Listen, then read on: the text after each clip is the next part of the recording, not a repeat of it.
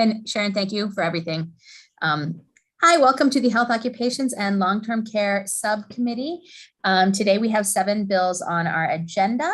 For the benefit of the people who are watching and trying to get their schedule straight, we're going to start with the 2 dental bills, House Bill 969 and then House Bill 968. Then we're going to take up the other bills, House Bill 28, House Bill 1464, House Bill 1252, House Bill 1073, and the last bill of the day will be House Bill 462. Because it is before crossover, we are going to try and take care of everything on our agenda in, I'm going to say 45 minutes, having us ending around 2:15.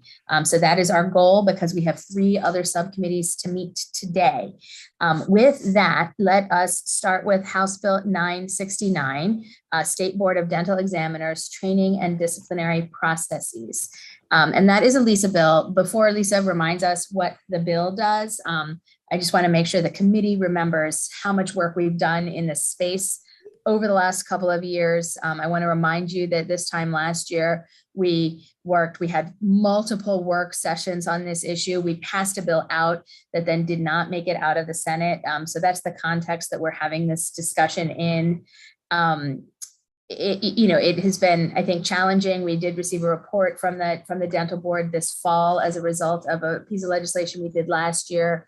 But my hope is that we can pass a bill out today that is consistent with what the Senate has done so that we are sure we're getting a bill this year.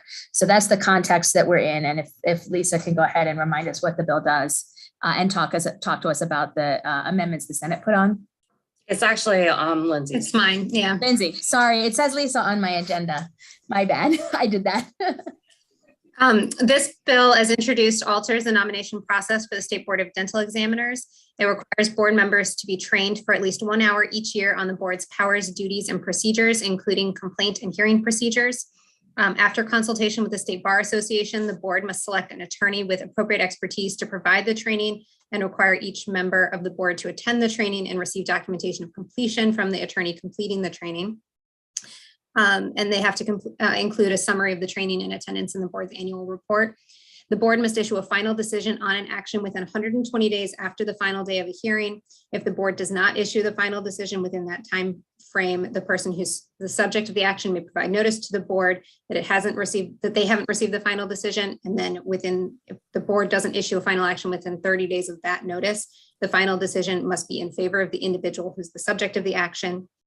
The bill establishes and codifies board processes related to the issuance of summary suspensions if the board determines there's a substantial likelihood that a licensee poses a risk to public harm to public health, safety, and or welfare. And the board must issue a final decision on a summary suspension within 60 days after the final day of an evidentiary hearing, if applicable. I circulated amendments that align the bill with the posture that the cross-file passed the Senate, which strikes language relating to the membership of the board nomination process.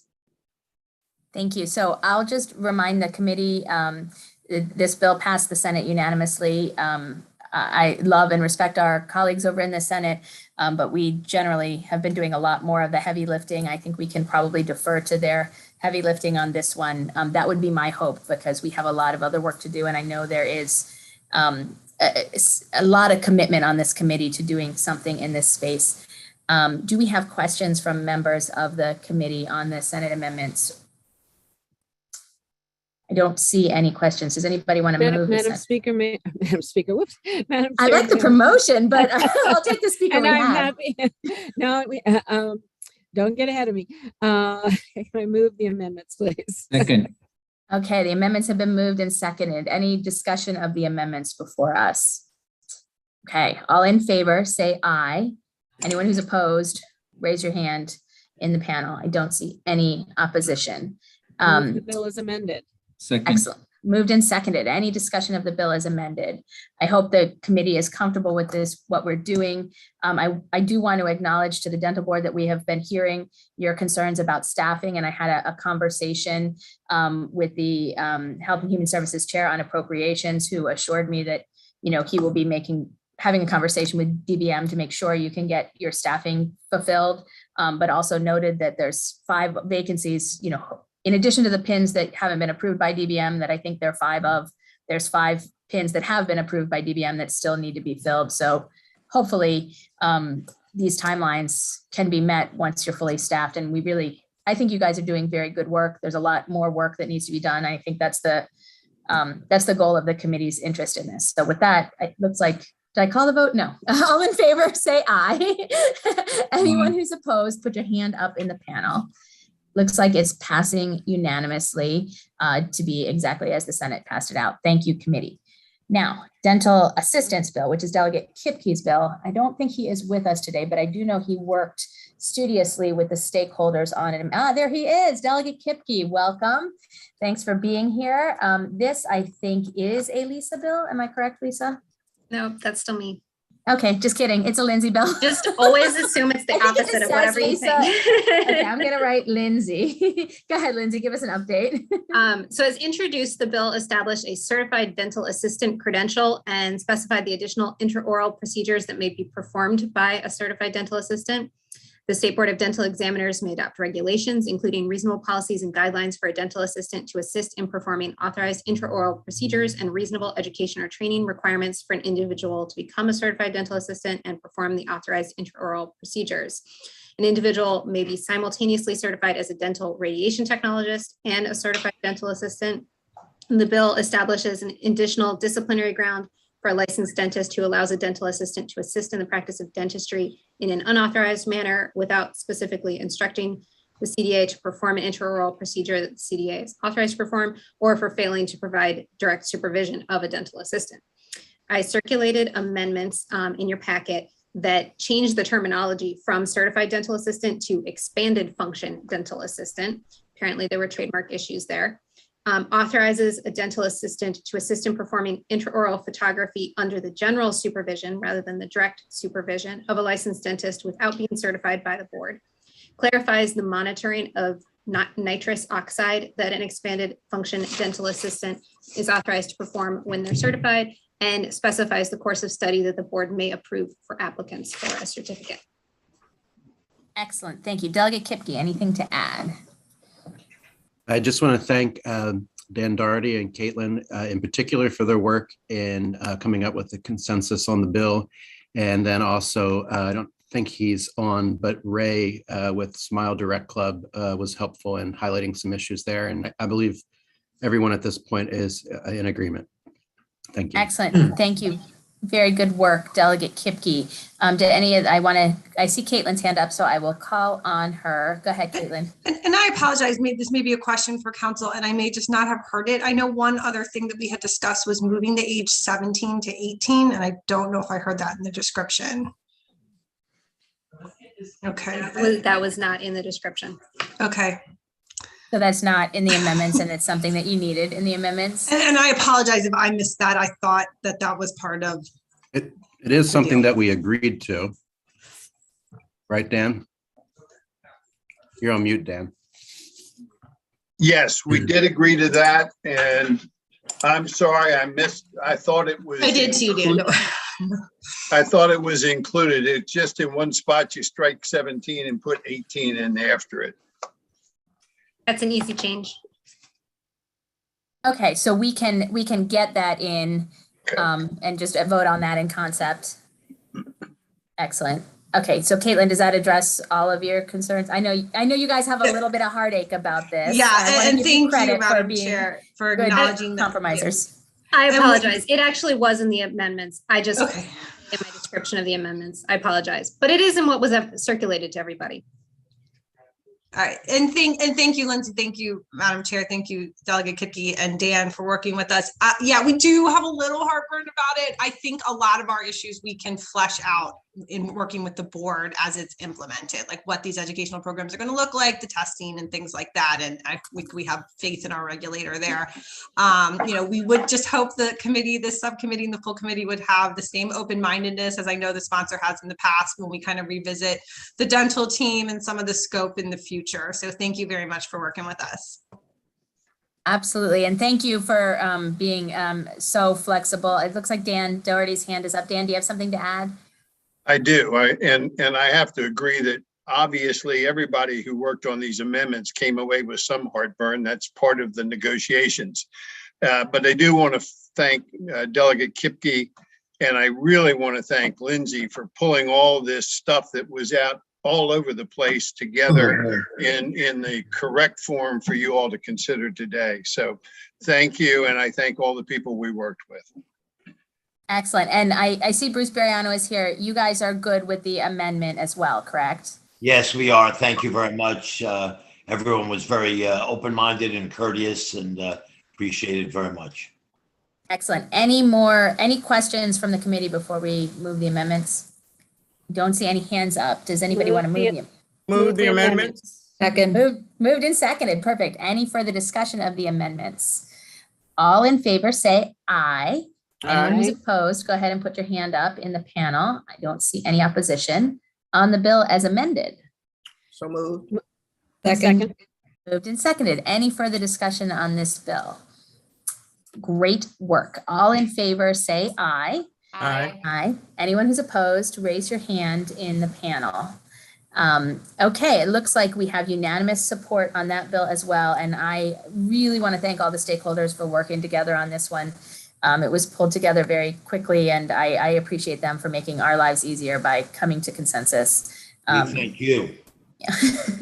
So next up, we have House Bill 28, which is Delegate Bandari's bill, Pharmacist, Aid for the Cessation of Tobacco Product Use, which I do believe is Lindsay. No.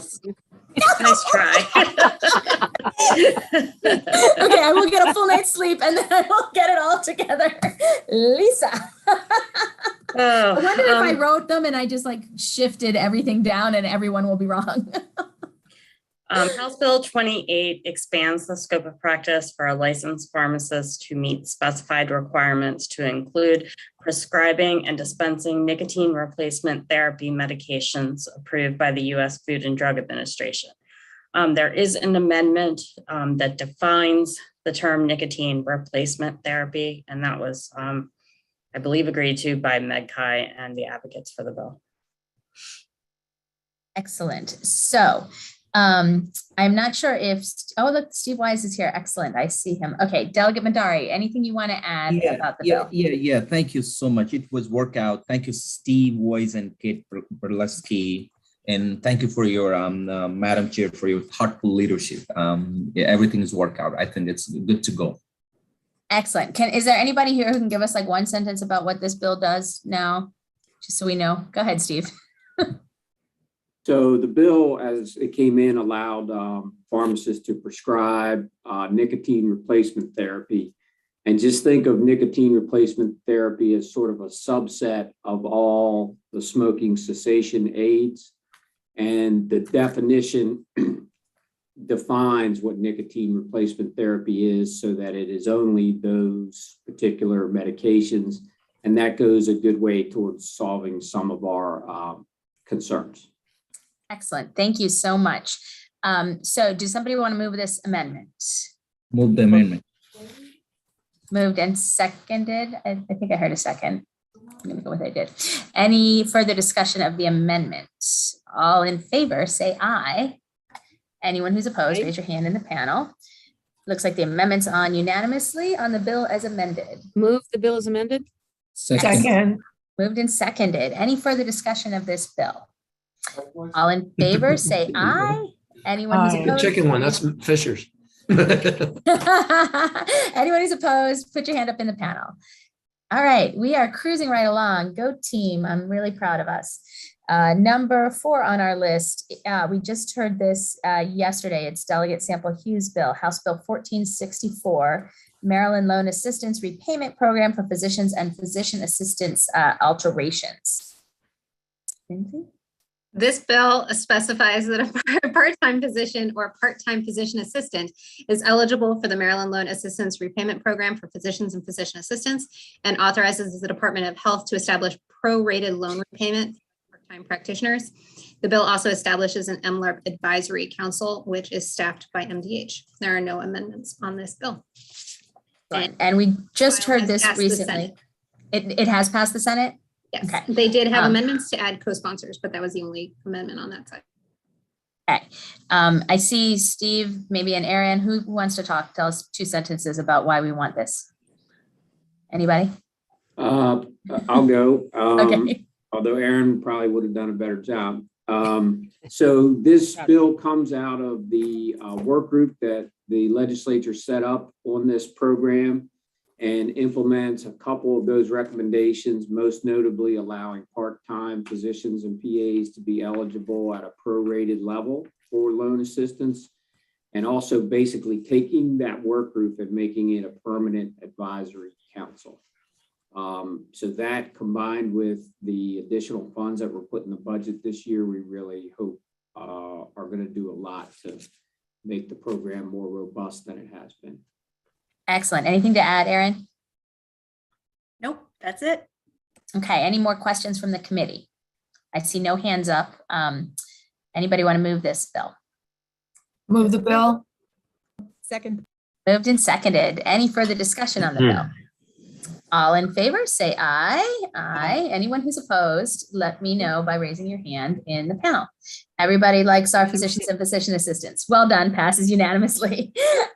Next up, we are going to discuss Madam 12. Chair, you're freezing. I'm freezing, really? Uh-oh. Really? Hold It on. actually might be your You're connection, fine. Delegate Cullison. Yeah, she's fine. You're fine. Fine. You. Okay. Delegate Cullison is freezing. I think they call that I'm very warm. projection. Yeah. We have Okay, well, one more I bill before we get to Cullison's bill, so hopefully she can get her connection better. Let's do Delegate Belcastro's bill, which is 1252, Physicians and Allied Health Professions Reorganization and Revisions, which I'm positive is a Lindsay bill. Yes. Okay, this is a very long bill. Generally, what it's doing is consolidating provisions regarding physician assistants with those related to physicians and other allied health professions, and those related to physicians, and reorganizes the provisions under the Board of Physicians. There are some substantive changes, which I'm going to note the page numbers so that people can look at them if you are interested. So the bill authorizes the board to adopt regulations regarding allied health advisory committees, including the terms of office for members, procedures for filling vacancies, removal of members, and the duties of each officer. Previously, this was only for the Physician Assistant Advisory Committee, so it now applies to all of the advisory committees. Note that on page 17. On page 18, it requires fees generated by a specific profession regulated by the board to be used to maintain the licensing program and services provided to that particular profession. On page 31, it requires a disciplinary panel to vote by a majority of a quorum to reinstate a license, which is a new requirement for the radiation therapy, radiography, nuclear medicine technology, radiologist assistant, athletic trainer, naturopathic doctor, and physician assistant licenses, and reflects a change from requiring a majority of the full authorized membership. So the disciplinary panels are half of the board as opposed to the full board. That's the way that the Board of Physicians operates 2 disciplinary panels in parallel. Let's see, page 23 repeals the requirement for that the board provide a blank panel data sheet supplied by the Healthcare Alternative Dispute Resolution Office when it sends out license renewal notices. On page 13, it expands the physician rehabilitation program to allied health professions. I understand is that the board has already been doing this in practice. It's just changing it in statute. Renames the Respiratory Care Professional Standards Committee to be the Respiratory Care Advisory Committee, and the Polysomnography Professional Standards Committee to be the Polysomnography Advisory Committee. So it's standardizing advisory committee as language. Those are on pages 53 and 60 respectively. It defines what constitutes a quorum for all of the advisory committees on various pages. The board to keep the list of only pending license applicants as opposed to, I suppose, for all applicants for all time. That's on page 16. Requires written competency in English extended to all professions. Previously, this was just required for respiratory care practitioners, radiation therapy, and the other professions under that subtitle, athletic trainers and physician assistants, and allows cease and desist or injunctive relief for practicing with an unauthorized person. This was previously just cease and desist for naturopathic doctors and genetic counselors, and disciplinary action for physicians and physician assistants. That's on page 28. And I'm sorry, the prior one that I mentioned was page 21. That's all. That's all. I do There are see a no question. amendments on this bill at this point, and there is a cross file that hasn't moved yet. Okay, and I do see a question from Delegate Collison. Before I go to you, let me just go to the sponsor and see if she has anything to add. Delegate Belcastro.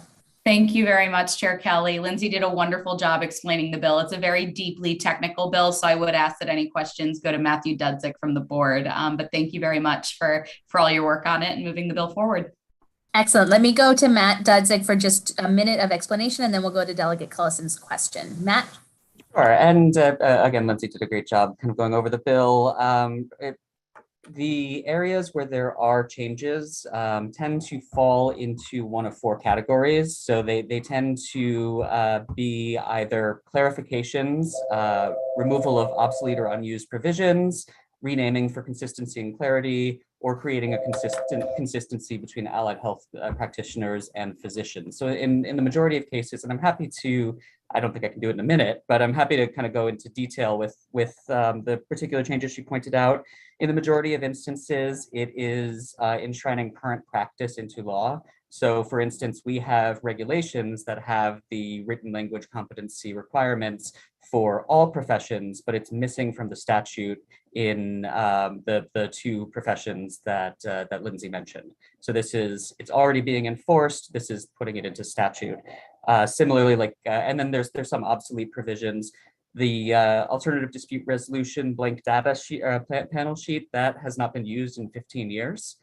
So we're removing the requirement that it be included with the application because it's not a thing that we use anymore.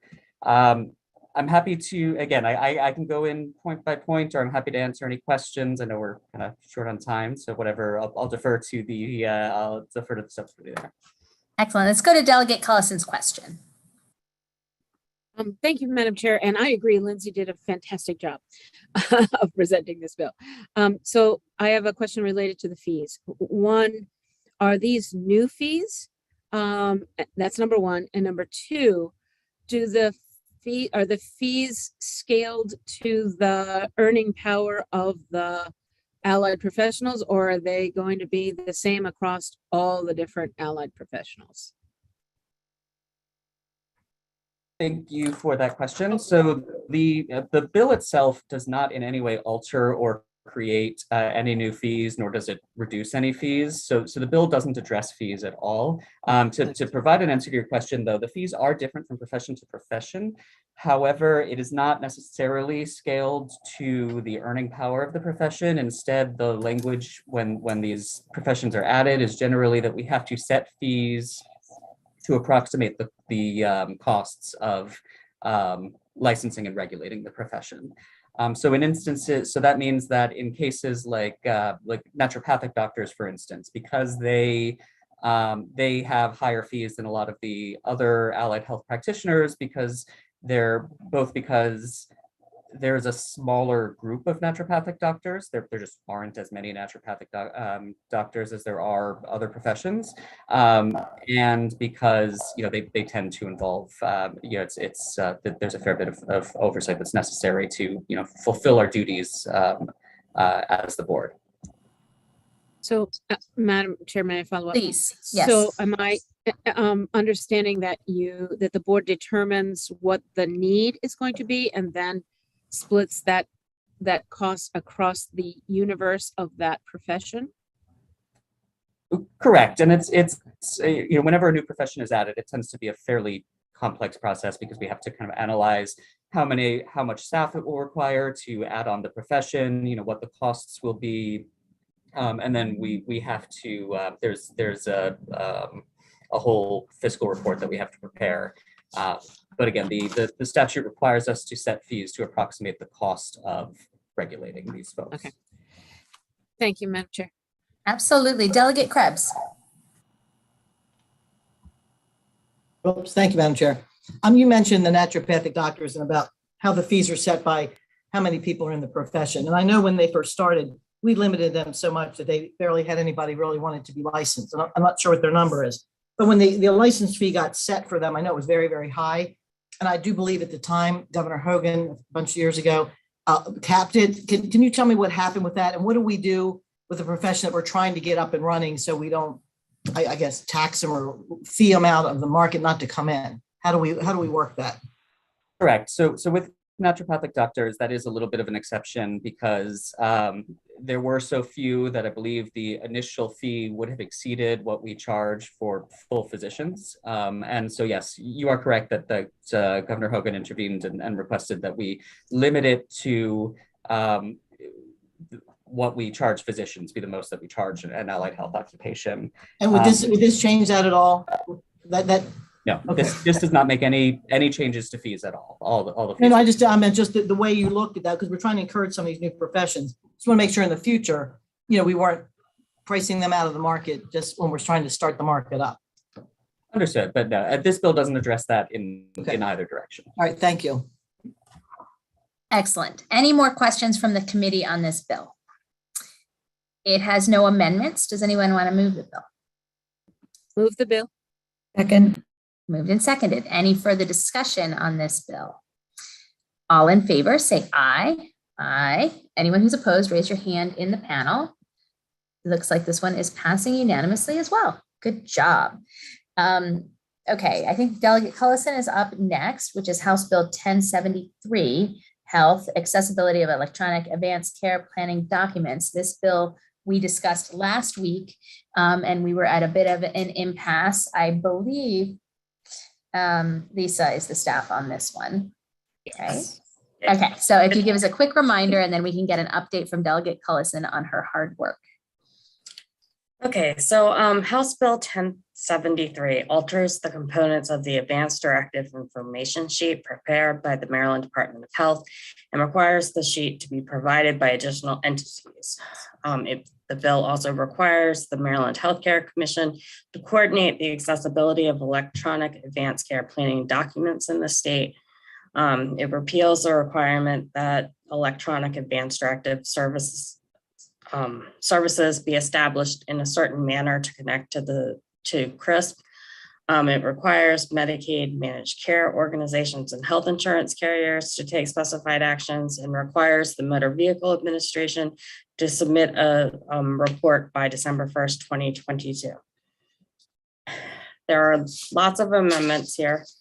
The amendments, and this is all in the reprint that was sent out to you. The amendments repeal requirements that electronic advanced directives meet specified authentication guidelines. They define electronic platform and add clarifying language that the platform will enable individuals to upload or save advanced planning documents. The amendments exempt community providers, home health agencies, assisted living facilities, and hospice facilities from specified provisions of the bill. The amendments specify that certain entities are required to provide a link on their websites to a tab on the state designated Health Information Exchange website. And they provide that specified provisions in the bill do not require a managed care organization to assist in drafting electronic advanced planning documents, to store the documents, or to access the documents. Let's see, the amendments further clarify the security standards that options to make electronic advanced planning documents accessible must meet.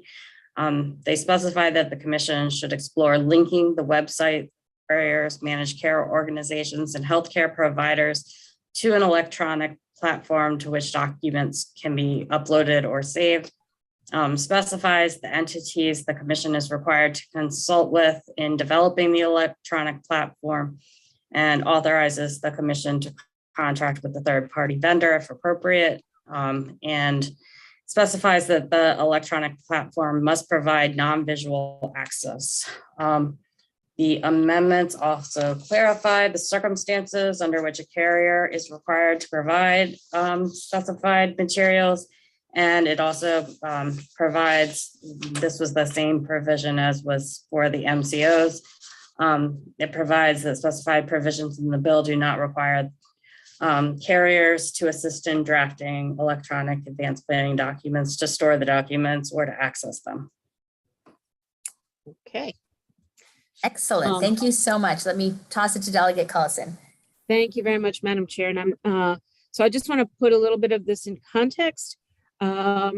This is a work of art with a lot of stakeholder input. We have tried to address all of the issues that were brought to us by all of the different stakeholders. And it's, it is remarkable that this bill includes stakeholders from many different perspectives, because we're talking about providers and long-term care facilities and hospitals and insurance carriers and MCOs. So that's why there are so many amendments in the bill.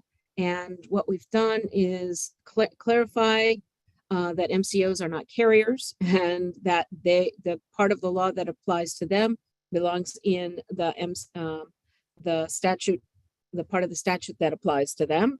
We have, in this set of amendments, included the need for security around the system.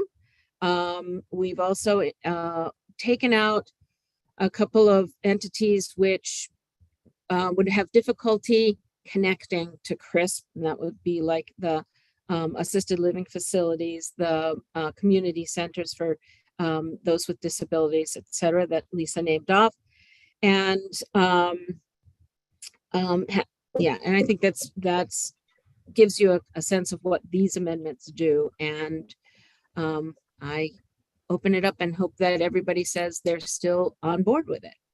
So let me just confirm with you, Delegate Cullison, because last week we heard concerns from Dana. It sounds like your amendments addressed those from Dana Kaufman, and some concerns from Kathleen Loughran about the structure of the language, and the amendments address those, right? Right. So that was what was raised last week. And then I guess there were also some remaining concerns from the carriers. I see Matt Celentano's hand up, so let's hear what he has to say.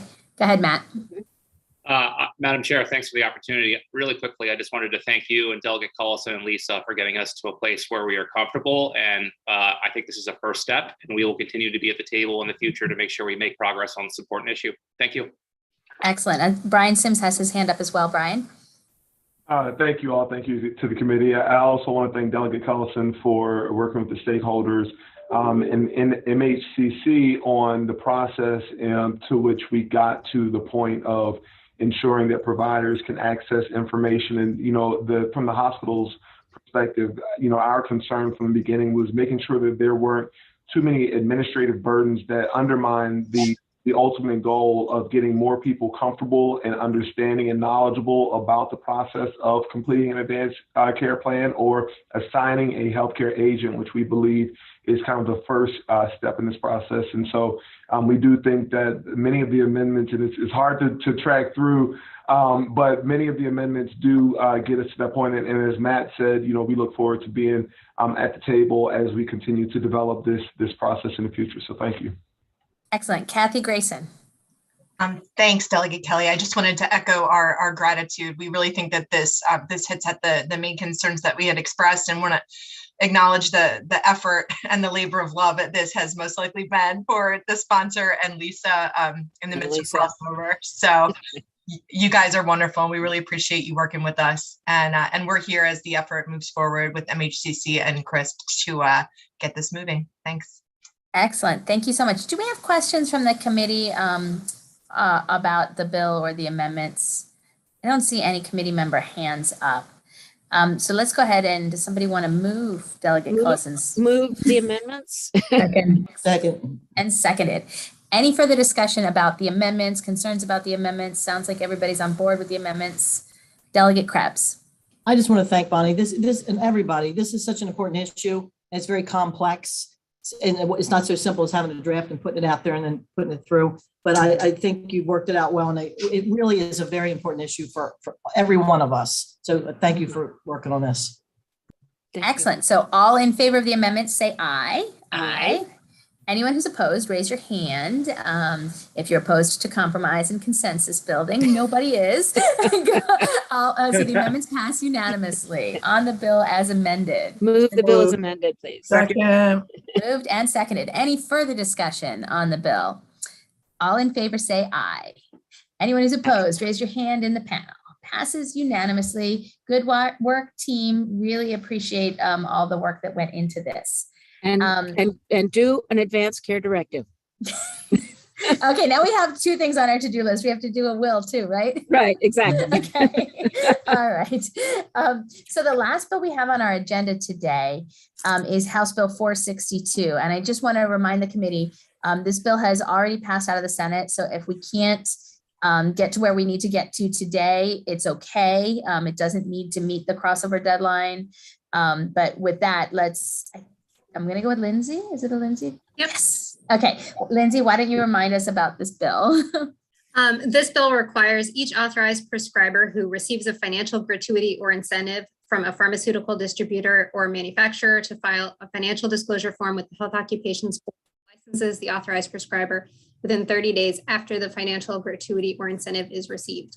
I circulated amendments from the sponsor that align with the amendments that are on the crossfile as it passed the Senate that make portions of the bill relating to reporting financial gratuities or incentives applicable to authorized prescribers other than physicians, alter the definition of financial gratuity or incentive to exclude payments for food, defines pharmaceutical manufacturer or distributor, clarifies that the financial disclosure shall be in the form and submitted in the manner required by the Health Occupations Board that licenses the authorized prescriber, requires the Health Occupations Board to annually review cumulative financial gratuities and incentives to an authorized prescriber exceeding $5,000 per year, and considering the specialty areas of the prescriber, the prescribing history and patterns of the authorized prescriber.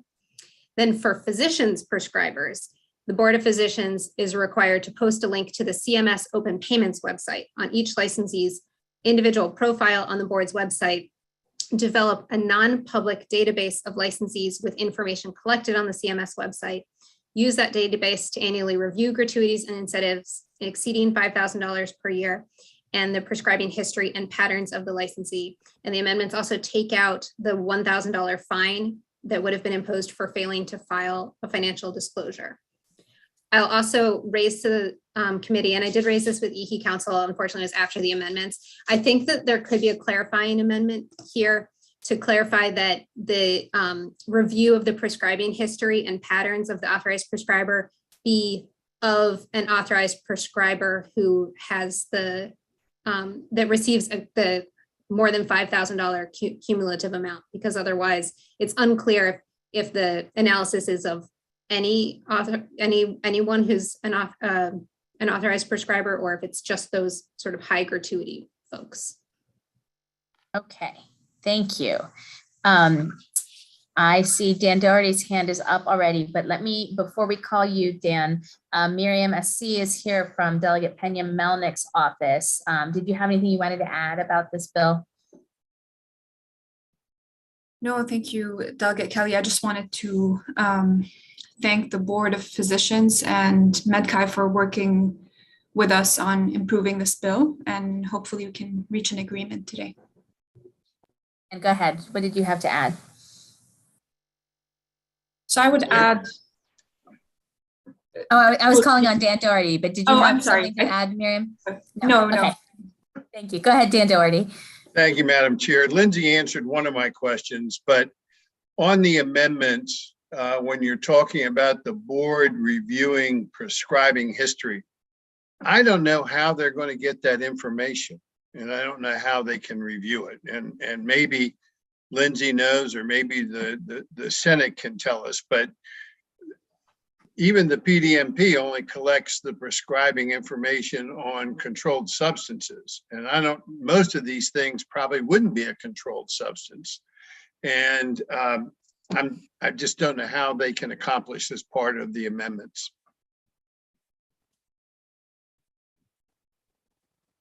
So it sounds like that's a follow-up question we need to get an answer to. Can I answer it? Oh, please, by all means. Making sure. Thank you, Delegate Kelly. So I think, the Board of Physicians, I can speak for the Board of Physicians, we've been in contact with them a lot on this and worked on coming up with these provisions. This data is publicly available on the CMS website. So my understanding from the Board of Physicians is that they have no problem extracting that data from the CMS website and developing their own non-public database as per the provisions, does develop a non-public database of licensees with information collected on the Open Payments website. So this data is available.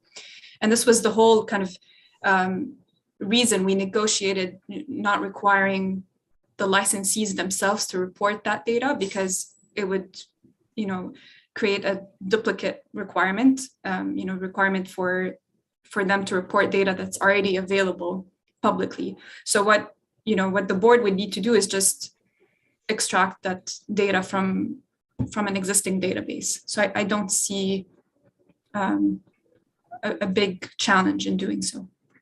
If I could respond, please. I think it's important to note that dentistry and dental care is not covered by Medicare, and that the prescribing, to the extent dentistry is involved with Medicaid, is a very rather small portion. So I still don't know how you're going to get the information vis-a-vis dentistry. And I think it puts an unbelievable burden on the dental board. And earlier, Bill, we talked about their shortage of personnel and the funding issues. And I just think this is an unreasonable burden to place on them. Thank you for that. Let's hear from Bill Pitcher, who has his hand up. Go ahead, Bill. Thank you, Madam Chair. Bill Pitcher on behalf of two different clients that have prescribing privileges and have some problems with the way the bill, especially since the amendments were adopted, the way the bill will act on them. The first one is the Nurse Practitioners Association. Nurse practitioners have prescribing privileges, and Bev, their executive director, is on, I believe, and certainly has a lot better handle on this than I do. First off, let me apologize. We're a little late to the dance here. We didn't testify on the bill's original hearings, didn't see this as an issue. Secondly, we want to, on behalf of both of those clients that my firm represents, we definitely support the intent of the bill and are happy to cooperate in any way to have transparency and disclosure and that sort of thing. However, as the physicians pointed out when they had these amendments originally adopted in the Senate, and which are before you today as well, they are already reporting in much the same fashion, and saw this double reporting requirement coming along with this bill as somewhat burdensome, and were able to work out the amendment because of the way in which they report. The podiatrists do not have that same ability to do what the physicians do, and therefore they're opposed to the bill because they don't think you can fix it with the same amendment as the physicians have worked out on the Senate side. And the nurse practitioners do seem to have the ability, the capability electronically to do what the physicians are looking to do there. So, but they would need an amendment similar applying to them as what you have before you from the Senate bill for the physicians. I hope I'm making myself somewhat clear. Like I said, we're late to the dance on this, and I do apologize for that. We'd love to be able to support something that will work out and disclose things, but the double responsibility and burden could be a problem for both of those groups. Okay.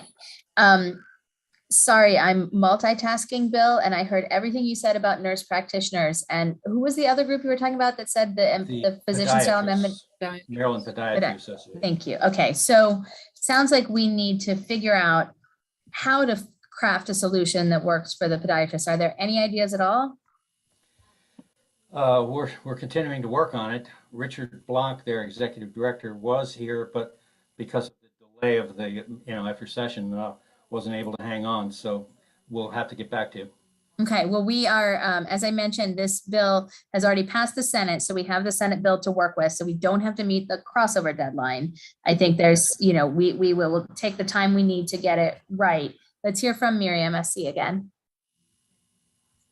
Thank you, Delegate Kelly. I just wanted some clarification from Mr. Pitcher. Why is it that the Board of Podiatrists can't do the same thing that the Board of Physicians and Board of Nursing can do? The only thing that I've been able to hear almost third hand is that there aren't enough podiatrists to warrant having this separate profiles. And it would be very expensive for the board to do that. I really don't know much beyond that. It's just that they don't have this extra profile that the physicians have. They don't have individual profiles in the board website to link to that federal database is the note that I have here. Can I ask a follow-up question? Please do. So is it possible to post a link? So I assume that each podiatrist has their profile on the board website, correct? No, they don't have individual profiles. They don't have individual profiles. Okay, I understand. All right, so at least we've identified the concern. Let's hear from May Steve I Wise. interject something real quick? Sure, Lindsay. I also don't believe podiatrists are listed on the CMS website. The reason for the distinction between the other authorized prescribers and the physicians is that the physicians are covered under the CMS payment portal, but no one else is. So you can't link to the CMS website for anybody else. Making it much harder. Right. Okay, so let's hear from Steve Wise and then we'll hear from Dan Doherty. Steve? Sure, thank you. And I was going to say what Lindsay said, but a couple other things. Number one, the Senate amendment that kind of separates physicians out and avoids the redundant reporting requirement was a big step, and we ask you to preserve that, and we appreciate that work. The other question that came up, if there's going to be continued work on this, which sounds like there might be, I just wanted to clarify. So the use of the federal database, if you click on Steve Wise and he was a doctor and you went on there and it said he's taken $10,000 in speaking fees, what that'll show you is what pharmaceutical company or manufacturer gave him that money. The next step in all of this is, because it's above the $5,000, is the Board of Physicians would then say, okay, we're going to take a look at the prescribing habits of that doctor to see if there's any nefarious activity. The question was raised earlier, well, how do you get, I think by Mr. Doherty, how do you get the prescribing record of that doctor? And I think that's a reasonable question that's not resolved by the bill, because getting the information of who's paid me speaking fees or taking me to lunch, that's easy. The next step of what's my prescribing habits related to that pharmaceutical manufacturer, I think is a fair question. And one concern I have, even though we're much happier with the bill than we were before, is does it force the board to then send me a subpoena that says, I want every prescription you've written for the last year or 2 years? And you can imagine that would be an overwhelming number for the board staff. I mean, like, I think they would need additional investigators to be able to handle that. So there might, one thing the committee might want to try to refine from the Senate's work is maybe figuring out a way to give the board some discretion so they don't have to just issue this blanket subpoena, which is going to probably produce a lot more data than they need and is going to be a big burden, particularly on a smaller practice. Thank you for that. So my order was, I believe Dan Doherty was next, then Scott Tiffin. Dan, go ahead. And just before you go, Dan, sorry, committee, we're going to go till 2:20. So I want cognizant of our timeline. Go ahead, Dan. Thank you, Madam Chair. Steve hit a lot of the points that I wanted to raise, and I think the issues are out there for us to work on down the road. I think there are some other ambiguities in the bill, but that's something to deal as we go forward with other work sessions. Thank you so much. Scott Tiffin. I don't want to delay this super longer, and maybe I'll just send this to Lindsay, but the CMS rules did recently expand. And so they do actually include more providers now than just physicians. I don't know off the top of my head the whole list they include, but it has been expanded. So maybe there's a way to somehow tie this to that in some way. I can send you this stuff offline. Really helpful. Thank you, Scott. Miriam, you'll have the last word on this one today. Thank you.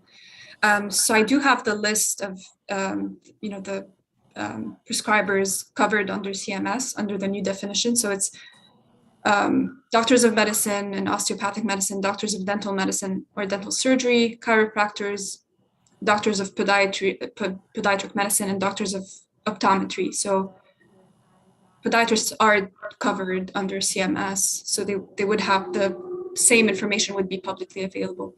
Now to the comment about from Mr. Steve Wise about just how cumbersome it would be to require the board to review all of these prescribers. In speaking to the Board of Physicians specifically, it sounds like they have data, at least in the year of 2020, the number of their licensees, authorized prescribers who had received financial gratuities exceeding $5,000 was 619 licensees.